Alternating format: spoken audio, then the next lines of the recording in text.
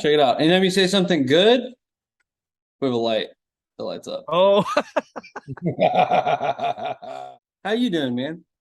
I'm doing great, man. We're about to announce a close of a round and Cool.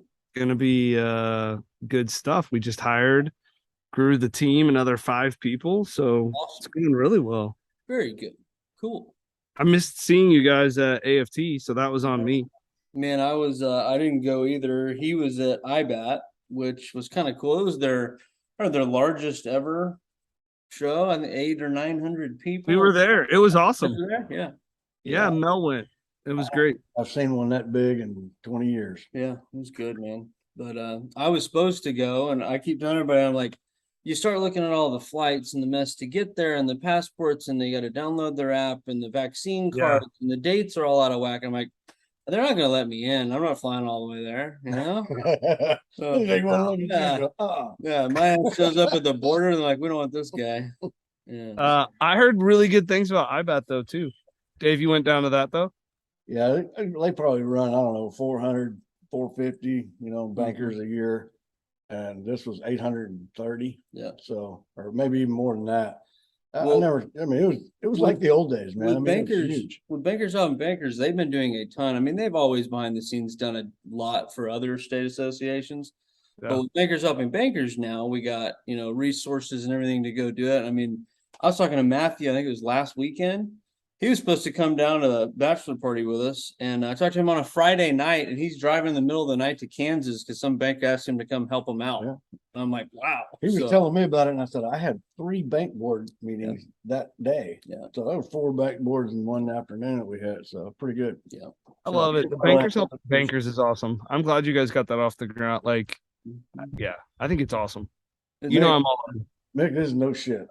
My hand was swollen the next day from people coming up saying, thank you, thank you, thank you. I mean, it was the craziest thing I've ever seen in my whole career. I love it. We're excited about it. I think it'll be good. We need more voices like that. So, that I'm big fan. So you just got to tell me how I can help or what we can do. So you gotta love we had one more cool story. So this morning I'm talking to this lady who's joined the test pilot program, right? So that's kind of a neat thing that we're doing with Bankers Helping Bankers. And she asked me if she could make up her own call sign. Okay. And it's the things like that that's like, I never thought of that. I love it. You'd be like, we're down. We're totally down. The Maverick are taken. Yes. You're in Florida, so we're not going to go with Hollywood. I don't know what we're going to do here, but that's a good idea. That's cool. In our app, we could put your call sign in as your identifier. There we go. So instead of putting in your phone number, you could put in your call sign. Yep. And the system would get your money to you.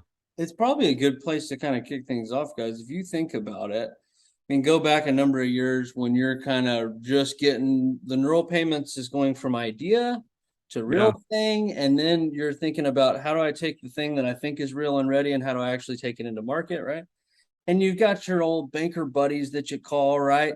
And even through that network, you got to get through like the first 3 betas kind of thing before you're really real. One of the biggest mistakes we always see, I mean, some great products, to be honest. Yeah. People go out and hammer the market, and it's like you set up a whole bunch of time and pipeline that you're going to lose because you don't have enough references, right? We're going to 300 conferences, spent zillions of dollars. We set up partnerships, distribution channels, and nobody ever checks if my product works. And got 3 references. And if you think about it, I mean, ballpark, dude, I'd say less than 10% of the banks kind of have that innovator appetite to be the betas.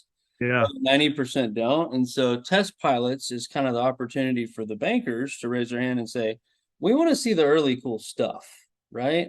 And likewise for the folks that need help there, that are kind of the things where like, man, this is really cool. Let's put them together, right? So I got a message for everybody that told us over the last couple of years, man, you probably need to move on from this community banking thing. They're kind of sunk. And I'm like, yeah.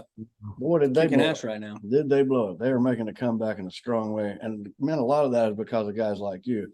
Can you kind of tell us a little bit of how you got from where you came from and the amazing things you did there and what you're doing now? Yeah. When I joined Vantiv, right, we had 1,400 plus banks and credit unions. And so you can imagine the voices we heard around not just, hey, what we don't like, but ideas that everyone had, whether it was on debit cards or their credit cards or things they wanted their ATMs to do. And I was there during the transition where they wanted us, the processor, to work with their mobile banking apps. And that was such a disconnect. Like we had never done any deals with any mobile guys, right? Guy on the other side of the Vantive. Yeah, I remember. Remember? Yeah. Yeah. So You guys, so I'm with Fifth Third's a customer of mine, and when they spin off the whole Vantive thing, I'm in the middle of all that. You're working with them on your end of life, and then you're over here. It's like crazy. It's cool. Yeah. So we were building that for quite a while. And, for me, it was like, the struggle was, hey, I had a very specific, as a processor, right? A very specific set of goals and products that we could do. And yet here were all these like periphery things that I got excited about. And seeing these new payment types pop up and wondering like, how do I help incorporate those into the mainstream? How do I get that to be as, well known as what we've been doing for decades at that point, the debit system and the debit rails? And so Neural kind of came from that concept of like, hey, if someone added something new, it's really hard for us to pivot and grab that. And we did a couple of the early large P2P implementations. And so watching some of those struggles, watching a phone number be locked into a specific bank, and knowing that a lot of our community banks have, we have accounts at multiple banks. And just seeing like some of the challenges, I was like, man, we can do better. I know we can do better. And so Neural Payments kind of spun out of that. Our engine truly was born from those struggles. This is so funny because what you just kind of outlined is almost defense that turns into offense, right? Right. If you think about it, right? That's good. You're sitting there and you're doing your business line and you have to do all this other stuff with partners and it's kind of the extensibility. It's like, I built the cool thing. I just wanted to do that. Now I have to go spend all my time extending it through all these partners. But then once you get into that effort, that seems like, it turns into there's all these better ways to do that. And then to your point, it's like now you're learning the mobile side and seeing how you could actually make it all better. And you end up with some new hybrid. And it's like, we're going to start another company. Shit. Yeah. It's cool, man.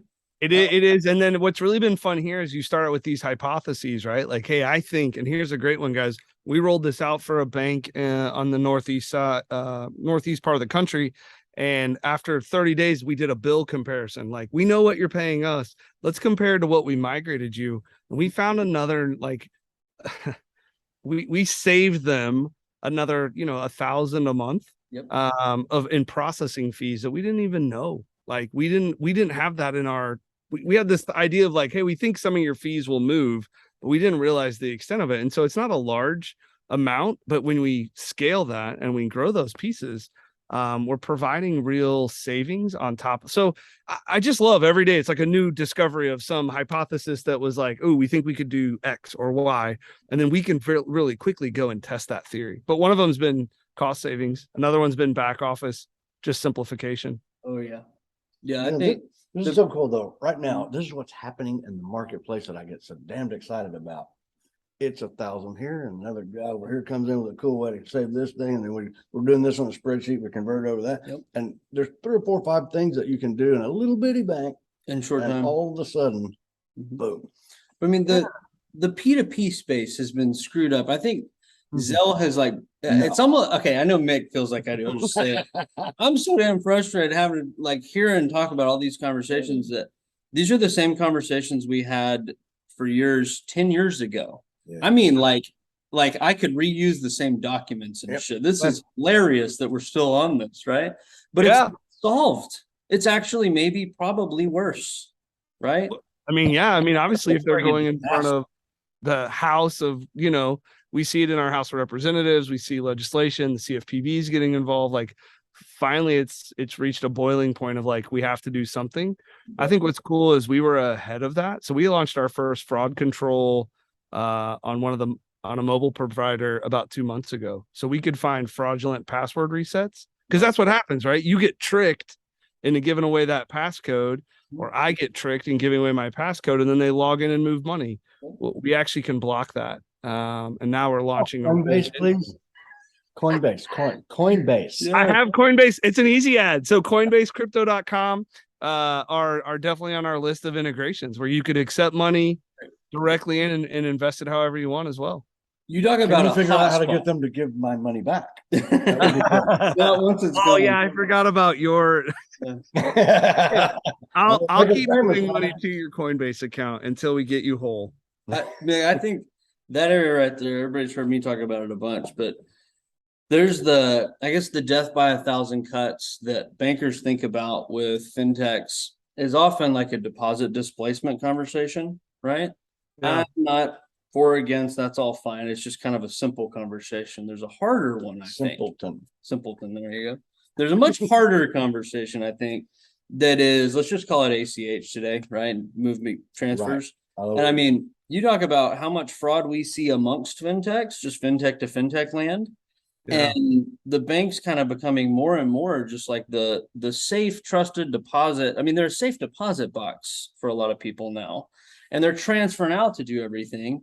And the bank's the one getting defrauded, right? And I am shocked. Yo, I've asked like literally hundreds of bankers now, and I haven't found hardly anybody that's sophisticated enough that could tell me what's going where and how bad. And I've met like two bankers that off the top of my head, they're like, I can tell you this number and that number and how much of a problem. We as an industry haven't even woken up to this problem. And so to your point, if there's anything that smart folks like you could do, hell yeah. Well, that's what we look at when we add, like people go, well, FedNow's coming and it's going to solve, right? It's going to solve all of this. And it's like, it's going to help.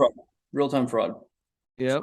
Just my opinion. It's just going to create, right. It just creates another channel that's now real time and fallbacks, and it becomes challenging. And so when we look at adding to our system, it's like, no, we have this great foundation on, right, the legacy debit rails, as well as these API systems. So the Coinbase thing can't happen, Dave, to help.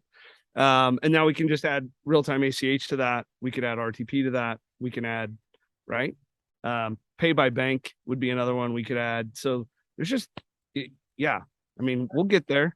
I'm on it. Let's think of it like, look, I mean, we could talk P2P or other pieces that you might identify more, but I mean, you're more like mobile payments in my head, right?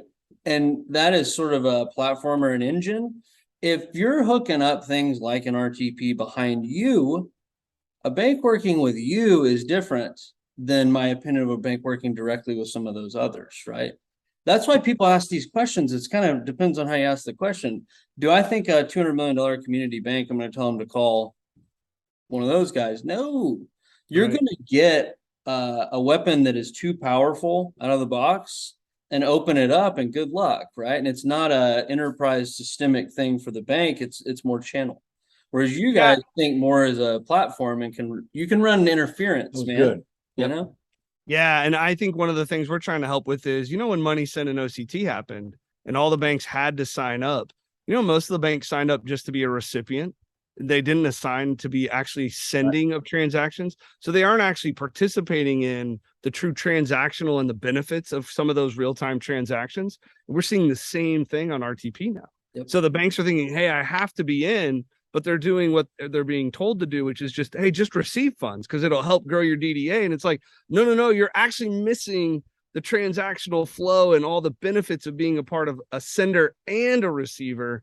And so we're trying to help. We're trying to get that message out there of like, no, we'll help you navigate this in a simple way and protect you along the way, but let you participate in mobile payments, as you highlighted, traditional B2B, the commercial space as that grows. Because that's what we looked at. P2P was broken. A lot of the SMB and B2B transactions were broken, Tanner. And we thought, hey, this engine can help drive those transactions. Love it. Absolutely. I like the way y'all walk right into that. Just cool little teaching. Well, I mean, we've lived this from all these different other sides, right? I mean, with gazillions of banks, and I talked to a bank that in their mind, it's, man, we've been through this so many times. And I'm like, you've done it maybe 3 times in a decade and it's been a nightmare. We've done it like thousands. You have no idea how much worse it is than you think it is, right? It's bad. But I think, look, the Zelle fiasco, and I mean, can I just point out that, by the way, we're paying the big bank, sure. And I mean, piss me off, but let's get worse. They have gone out and they have Fiserv and FIS and Jack Henry and et cetera, et cetera. They have those guys buying Zelle, reselling it, distributing it, taking their margin or their piece, right? Cool, which is fine. But they're not actually even the ones originating the thing anymore. Right, the big banks have now become the enemies of our big vendor ecosystem. Raise your hand. That's how badly, you like to give money to Jamie Dimon. Oh, right? Then we have to pay him twice. Come on, man. Twice. Yeah, there you go. The old double dip. Yeah. Yeah, it's a mess. And that, hey, I think what's been good is the disruption has created space for us. So it really has I hate it for people. I love it as the guy trying to come in and help, because it's like, oh, now people are listening, right? So now it's like, hey, no, our solution is actually really simple. You could be live in under 90 days. And oh, by the way, we have fraud tools. So you can actually you will be able to control with this later release of customizing your own rules. And so the risk profile is up to the bank. It's like, you don't like my opinion. You're not a P2P guy. You're a card guy, man. I can't do it so anymore. smart to stop the whole video. It's like, this isn't P2P. So smart to build. Like, who thinks to set right? It sounds like I just logged into the admin portal of my card processor, not P2P, right? I love it, man. You're thinking the right way. Yeah, that's good. You got so much to build off of, and what you're really doing here is just enabling a completely different way to do. You bet. The real system, which is also what made it fun when we said, like, the identity engine, that directory as a service, guys, that's going to become a thing over the next 24 months. If you aren't looking at it now, there's going to be all these directories where it's like, well, how do I look up Dave to send Dave money? Well, who owns how to do that? And how does it interact with other systems? And we're going to see a lot of players trying to come in and say they are the directory. I don't think the US ecosystem is really built for that. And so we built our engine to connect and be able to grab those things and redirect. That's why I said, you want a call sign? I'll set up a FinTech Cowboys some call signs. Nailed. I mean, such an important topic here. Free NFT, right? Let me unpack that a little bit. So I've always referred to this as in network. Think of it like we all say on us, right? Or we can make transfers at our bank as long as it's on our core system from customer to customer, right? And it's free in real time. What happened 10 years ago was everybody saying, hey, P2P, I mean, it probably existed for decades and decades. You just had to set somebody up as a payee and bill pay, which is all of this shit is basically ACH origination, right? Okay. And now it becomes a dedicated feature set. Okay. What happened 10 years ago is everybody started saying, whoa, what if we took all of our bank customers and all of yours and we put them all on the same network? We could make in-network transactions. Okay. What wigs me out is now you have this moment in time where, and I mean, nothing pro or against anybody trying, but everybody's asking about things like Chuck, right? And the sort of banding a group together. And I'm like, I love it. There's nobody that's a bigger fan. I wish it would work, but it's mathematically impossible anymore because everybody's on no. This has been done and it's been done successfully. And it was Clear Exchange, early warning. Zelle is the end network. The top 25 banks, what percentage of the transactions is that? Like 80%? Yeah. Okay, so let's get all the rest of us together and we have enough to be like, boy, nothing. We can't, if we all banded together, it's impossible now. It's too late, can't be done, right? And so I'm the biggest band us together, work together guy ever. The math just doesn't work. But moving to a different rail like Mick's got, is a whole new ballgame. And don't get me wrong, you could, if you thought about it, make like a blended transaction cost structure, right? Hey, if they're not in network, it costs X. If they are in network, it's free and I lower my cost basis. There's benefits, but this concept that we end up at a place where it's all free, safe, real time amongst a bunch of bankers, unless you guys want to talk to Jamie Dine, which I won't even talk to him. So right. I'm so pissed I wouldn't even take his partnership. Kick his ass. We love that the multi-bank thing though creates power in the directory. So your phone number does exist in all these other banks and not just the big 25. So yeah, you might have a mortgage or something with one of the big banks, but you actually have another account at a community bank. And so that phone number exists in both places. And so what we're saying is, hey, the directory can be powerful as we keep adding to our side, and we'll slowly take transactions back. So I'm with you that I think the math is difficult, but what we can do is start to take traction away. And that's where we see the value in what we're doing is like, it's just like PayPal and Venmo. They're not going to go away. What we want to do is to say, how can we leverage those systems to the benefit of a community bank? Like, I think all of those guys, we can actually play in the same space. We just have to do it the right way, if that makes sense. I like too. I mean, there may be merit in the concept you talked about on the fraud side, right? mean, look, maybe Maybe merit. maybe they're saying, hey, let's automatically transfer amongst a network of banks real time and everything's perfect. Maybe that's a little bit of a pipe dream, but merits in other areas like fraud. Hey, I mean, we think about SARS, right? We've done a few things like this in the past that worked out okay, you know. So I like it. I like it. Yeah, the fraud engine we're excited about that launch. We're excited about adding these other systems like Coinbase to our set of rails. Being able to send to the PayPal and Venmo has been awesome. It's a great way to create a larger network and basically say, hey, look, where we can protect your DDA, we will. But if it's going to go to one of the big 25, why don't we just send it to PayPal and Venmo instead, or Coinbase instead? Let's move the funds in other places. Let us send it to them than rather letting our customer give them their routing and account number, because that'll be fine, right? Yeah, right. Yes. And again, next year when FedNow does roll out, routing and account numbers are going to have a different value or a different place in the ecosystem. But that's where I think these directories come in, Tanner, and help out. That's right. When you think about it for a minute, and it's like, hey, general public and bankers out there listening, I've got this great idea. I'd like to have all of your customers log in and share all of their personal information and vital information, and this is how we're going to authenticate you. That'd be fun. And it's like, this is the stupidest thing I've ever heard of, right? Oh, dude, my favorite is like you're giving here's my soul. I need 2 forms of ID, right? I need your like birth certificate or social and your driver. You want my picture, my social. I mean, should I give you my blood? Did you grow up on this street? And it's like, that's how we authenticate people. And I'm like, oh my goodness. Yeah. Not only did we create another place of fraud for KYC and AML, but we also basically handed them our customer database, right? We take 10 fields total. We want less. The whole idea was like, it's your data. We should protect it and let you be the center of that. We just want what we need to transact. And in fact, when we look at some of the use cases moving forward, there's places where merchants don't need any of that. I know we talk about tokenizing payments, but what if the merchant didn't even have that? What if the merchant just had a phone number or a loyalty number, but you didn't ever have to give them your payment information? And we could keep that payment information all behind the scenes, right? Between Fiserv or FIS or whoever that processor is. And it's just going between the two banks. Bingo. Man, think of the fraud reduction that we could have there. And that's something we look at neural payments and go, look, the engine can do it. We just have to keep growing the participants. To take this level down just a bit so that it's a little more comprehensible for everybody, what we're really talking about is if you understand how, like, put yourself in the spy's position, right? You're the bad guy. Okay, how do they do this? And if you understand a little bit about how but hey, they're taking a real person's identity.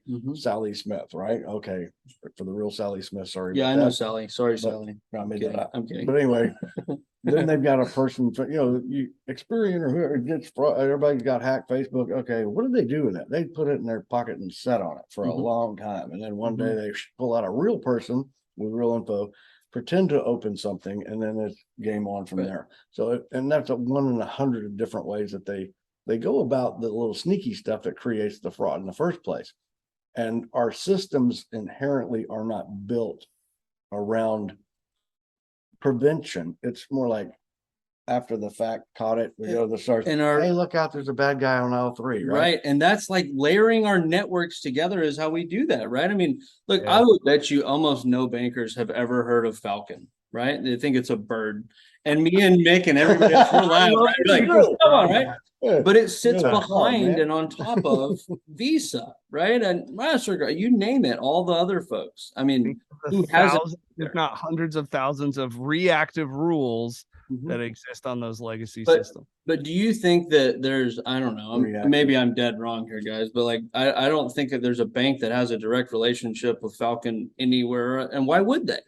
Right? Because that's the processor, that's the core, the whoever that needs that relationship. And so there's all these like network effects that go on amongst all the parties. And what I just kind of wanted to expose is that the bankers don't have any insight, and why would they, into those networks and those network effects of all of us moving puzzle pieces trying to solve these things, right? And so I think without having that insight, nobody could know actually how sharp you are, right? I've just lived in that world for so long. I see all the clever stuff. I'm like, oh, I don't know how you're supposed to ever explain to a banker, right? Because nobody understand all of these things. I'm like, oh my gosh, it's brilliant. This is right? so cool. First time I talked I love it. with Mick, man. He's, we're just having a little cool conversation there, old Steve and all that. And he dropped about 4 or 5 words in about 10 minutes there, and he was like throwing a lure over the bass's face. Right? He's trying to see how smart you are, man. Yep. And Yeah. I'm like, I think I see where we're going here. That was good. Yeah. So I threw a few back, and he's like, you got it. And I'm like, okay. It's good. But That's what I love too. I love that you also, though, like when Tanner and I are together, we can go into these deep like payment places that he and I just love to we discuss. get weird. We get weird. Right. And I love when Dave's like, whoa, boys, let's just calm down here. Let's bring this back to There's people, everybody listening, and you're making them very uncomfortable. yeah. I mean, I'm like you, man. Let's have a beer and sit down at midnight. We draw on the sand, and you take the left. We'll hit you in the flats, and you knock out the linebacker. But when you're talking to the banking people and the folks that I just know the watch. I don't really know how this damn thing works, and I don't really care. And we say, oh my goodness, we've got a new digital watch. It doesn't have little hands anymore, and it's a whole new way to do this. right. I don't really give a shit about how this stuff works or how things happen, but they can understand in these conversations the significance Yes. of what, Good call. and that's really why I try That's to great. lift it up That's just great. a little bit of going, hey man, you need to call this guy. These people have a whole new ball game on their hands. And these are the people that brought you 90% of the things that we have today. There's so already. many past lives, right? I love Right. it. That's what we talk about a lot too is hey, we came from payments. So I think one of the things that makes us different as a fintech is we aren't someone who's trying to work into like payments and say, hey, we got an idea. It was more of like, hey, we live this. We've lived debit for years. We lived all of these we've been in your seat and understand the regulatory challenges, plus new technology being thrown at you and you guys being expected to just consume it and turn it around in 2 days for your consumer without any thought about, well, how does it actually benefit my consumer? How does it actually help me? And I think that's where we felt like, hey, we love this. This is what we eat and sleep and breathe. So why don't we stick ourselves in the middle of that and try to simplify those things? So I have to say, I want to get final thoughts from you in just a sec, but I have to say, just as a topic to make your point even better, it kills us to see all of the smart folks that have lived in all of our world for so long, Built things. and now they're working at Coinbase or now they're working at Chime, right? Yeah. I'm telling the bankers, I'm like, we must be supportive, even if you don't like Mick, that's fine. Pretend like you do, so he doesn't leave us all, man. We need his brain. You know what I mean? We can't keep losing our supporters and our innovators on the technology side of banking to the challenger side. I'm right? so glad you said It's that. so important. And so to see guys like you, can I just be honest as shit real quick? Sure. You could go out with your knowledge and compete with banks and make 100 times more money. And I know that, and you'd never say it about yourself, but that's the truth. Exactly. And that's my point. So I had to freaking say this man could crush your ass. Exactly. Instead, he's here trying to help. This is what I love. And that's what I was about to add on here. The bankers helping bankers thing. This is what we do behind the scenes. Let's find Mick, put him here. Let's find this guy, drag this guy off the bench, right? Yep. These are the creators of the systems we have. They know what's wrong with them. If you have a second shot to do something, oh my God, invest in companies like this. Do things with these people. It's like, do you think, just take a look at him, ask him, Mick, do you think you could fix a few things if you had it to do over again? Right. You better believe it. Right. Always. Yeah. All right, final thoughts. I know, listen, you guys, we hit it off really fast and early, right? Of just kindred spirits in terms of what we see, the potential we see, the opportunity to really grow and be successful, but also kind of help. And I love that, right? I love solving good guys, man. Right. Yeah. The good guys. Yeah. I love being able to, it's hard though to convince sometimes of that, right? We're fighting that vendor mentality. And so I appreciate your messaging when it's like, hey, when you find the right people and you surround yourself with them, good things are going to happen. And so that's what we try to do with neural payments in terms of like, hey, we want to partner with people to make things better for both you and your customers. And I love the opportunity to have partners like you all where we can have fun payment conversations, to kind of, again, help bankers. So I love it. Appreciate you guys. Leave me with a thought, man, of all of these conversations and what are we all not thinking about missing in the payments world? What keeps you up at night that everybody else isn't talking about, right? What's on your mind that's the outlier? You're gonna groan maybe a little, but I hope that Groan. I hope that you'll at least leave you two, and you're gonna maybe this will wake you up. Okay. I think we're seeing this shift finally of a conversation from crypto to the actual value of blockchain Oh my in God. financial systems. We Can completely you agree. believe that?